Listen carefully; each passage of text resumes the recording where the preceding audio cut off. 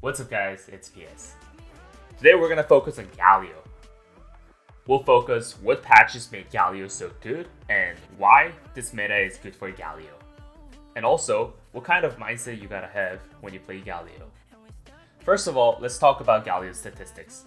Globally, in Platinum or above, he's getting picked 3.6% with win rate of 52.3%. In Korea server, he has 5.6% pick rate with 51.9% win rate. Based on statistics, it doesn't seem that he's so OP. However, there's a win rate gap between Diamond and Platinums. We can have a question from this graph. Maybe not many people know how to play Galio. Also, according to Galio's counters, as you expect, he's not really good against AD champions. Eventually, even though Galio got a little better, you still have to understand that he's an anti-mage. Item builds, runes, spells don't really change. Today we're going to focus on in-game and see how to play Galio properly. From a challenger Galio one trick, he's been having 11 wins and only 1 loss recently. Let's take a look into runes and item build. Item build is pretty simple. It goes probuild, Zhonya, Morello, and Rabadon's Deathcap. But if you're against AD champions, then you can build Zhonya first before probuild. If enemy has too many CC, you can get Banshees on the third item instead of Morello Gun. Skill priority, we're gonna mention it later again, but this player gets 3 Qs and then max W. From overall statistics, there aren't that many players who master W, and only a few one tricks are trying this build. Because of the change on his ultimate in 10.7 patch, his W became really valuable. Since we don't have many samples, we're gonna talk more into it when we watch the in-game. For runes, it goes Aftershock with Nimbus Cloak. Those are the hottest runes in these days. Runes doesn't change so much, but if you need more sustain, you can get second win instead of bone plating. Also for your rune shard, if you're against 2 APs like mid jungle AP, then you'll get magic resist instead of armor. Okay, let's really get into the game. Before we start, you need to understand 2 things. First, Galio is not for winning the lane. This became more obvious in patch 10.7. There are some champions who only wave clear and look for a roam instead of fighting in the lane, like Mid Nocturne, Pantheon, Rumble, Talia, Talon, Twisted Fate, etc. Those champions all have their way to win in this meta. Galio is almost similar as those champions. Second, you need to look for a really good teleport. In patch 10.6, when you use teleport, you get movement speed for 3 seconds. It helps Galio land a taunt. Keeping these 2 points in mind, we're gonna analyze the game in detail. First wave meets, let them just cuddle to each other, and once they're cuddled to each other, use passive auto attack on melee and Q to the caster. This way Galio can push hard from level 1. When you don't have Q, you gotta back up a little bit. Silas is going for a trade because he knows Galio doesn't have any skills. And Galio simply trades back with his passive auto attack. And then go to the right side of the lane and use Q so that it hits melee and clears all the casters. This way you can wave clear really fast. And also you can crash the first wave to the turn. Also ward at the raptors. Wave meets in the middle again, use the same mechanism.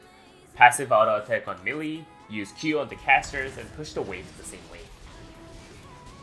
Silas hits level 2 first and looks for a trade.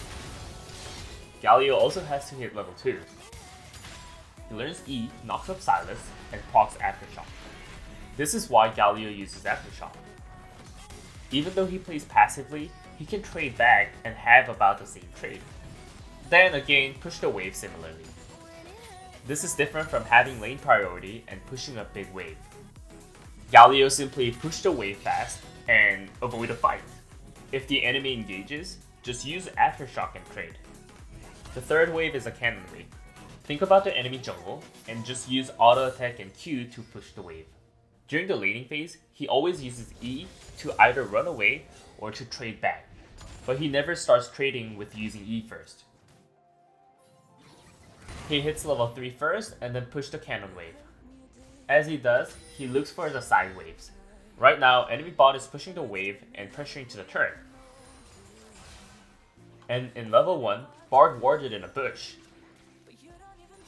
He sees his opportunity and teleports to bot since enemy doesn't have any dash skills. With a new teleport change and Ninja's cloak, he seems so powerful, and enemy bot has to flash away. Senna flashed to dodge the taunt, but Ezreal secures a kill. Just like this, avoid a fight as much as possible in lane, and just clear the wave and look for a teleport or look for a big fight. Because his wave clear is so fast in early game, if you see these opportunities well, you can get a big advantage. But as we mentioned 100 times, please push the siege wave and look for a roam to maximize your profits. And the teleport play can give enemy PTSD. Right now, Galio doesn't have any spells, but because he's just gonna wave clear and avoid a trade, it doesn't really matter so much to him. Now, this is a small tip when you farm a big wave. Tank some minion damage and make it into a circle, so you can use passive auto attack and Q to just clear the wave. At this point, you probably have a feeling how to play Galio with his great wave clear and great roaming. Right now, he doesn't have any spells and his jungle's far away, so he plays safely.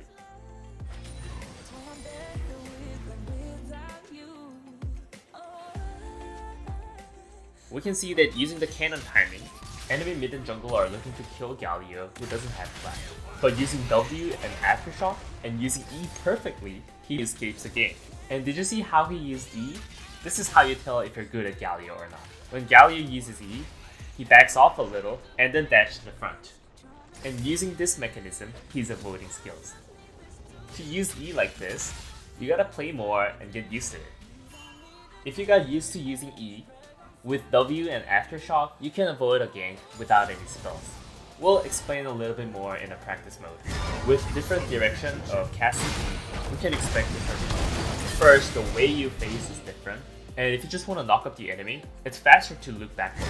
Also, when Galio uses E, he just passes the enemy when he's going backward, and knocks up the enemy when he's going forward. This means that after using the dash in different direction, his position will be different. And you need to be able to use this in different situations. We're gonna fast forward the game a little bit.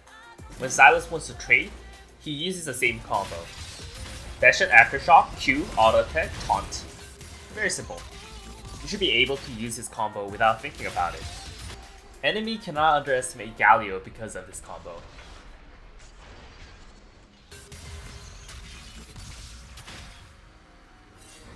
Let's summarize briefly.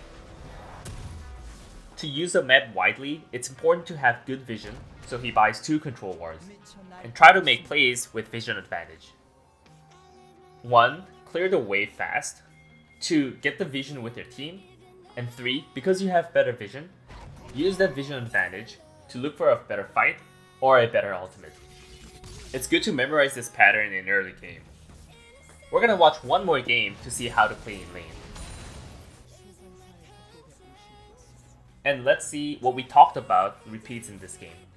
This time it's against AD champion Kiana. First wave, he pushes hard again.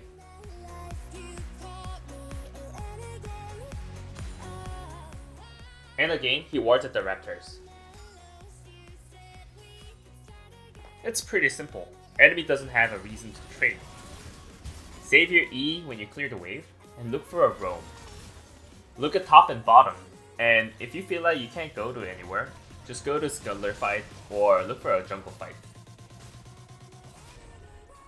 Note that make the minion in a circle to clear the wave at once.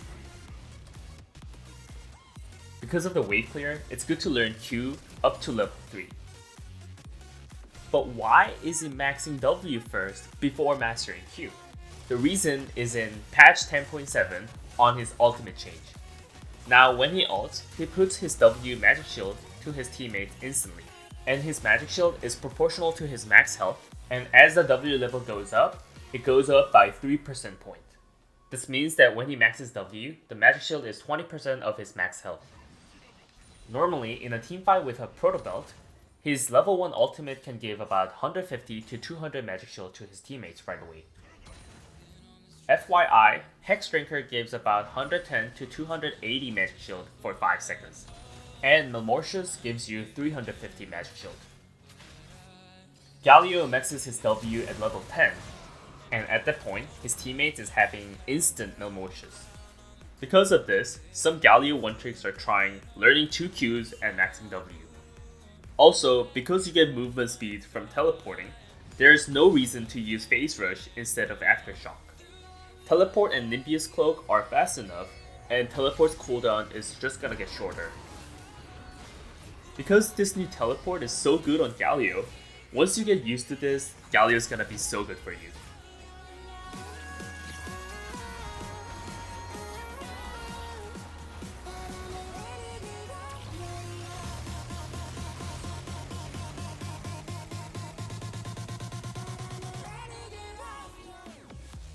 This is the first dragon fight, and he's ulting on Bard who's getting focused. This is a pretty popular comp, J4 and Galio. Galio shows a great synergy with a champion who can dive in together. We're gonna fast forward a little bit and see how to play in mid to late game. Right now he has a belt, and for boots, normally he gets sorcerers. In this scene, he was going to flash away, but then as he sees the opportunity to get back, he uses Nimbius Cloak and tried to taunt. Even though it missed, it was a pretty meaningful try. Galio is really good against countering the play.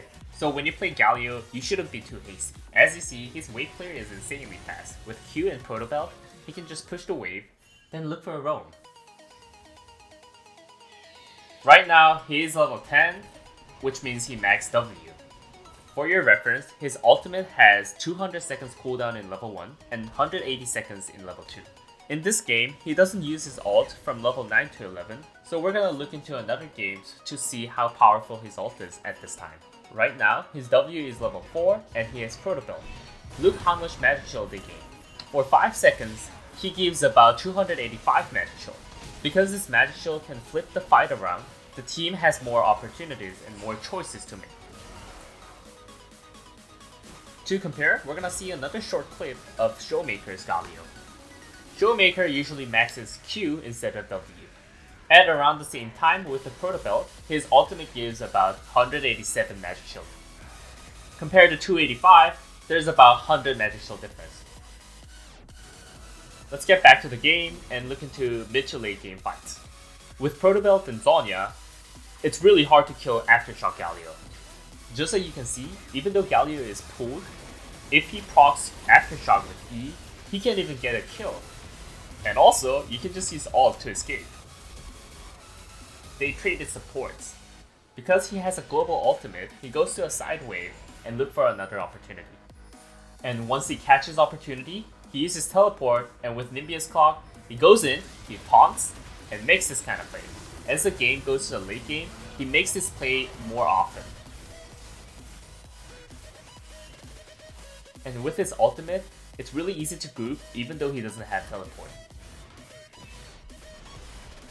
After landing, he flash W and taunts everyone, Q, auto attack, Protobelt, E, and Zhonya. There was a ridiculous damage in one team fight. And here again, you can learn how to use E. After the fight, he goes to a side wave again and look for a teleport or ultimate to group again. And repeat this again and again. Plus, his 1v1 is definitely not weak. Even though Irelia didn't check Oran's TP, Galio could tank for long enough against Bork, Witz, and Irelia. Let's watch how Galio uses his skills. Procs Aftershock with E, passive auto attack, wait for the taunt, Q, Protobelt, and passive auto attack again. It was actually a great amount of burst damage.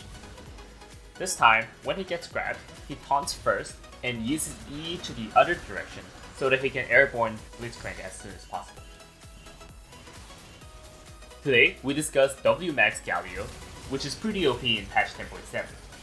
This champion is definitely not so hard. It's just like Mid Nocturne, who just clear wave and look for a roaming, teleporting, or ultimate, and play as a team.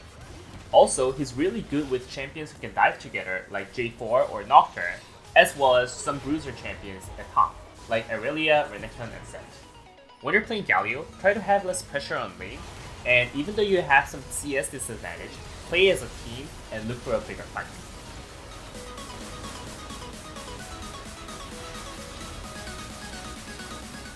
Hope you enjoyed the video and we hope it helped. Thank you.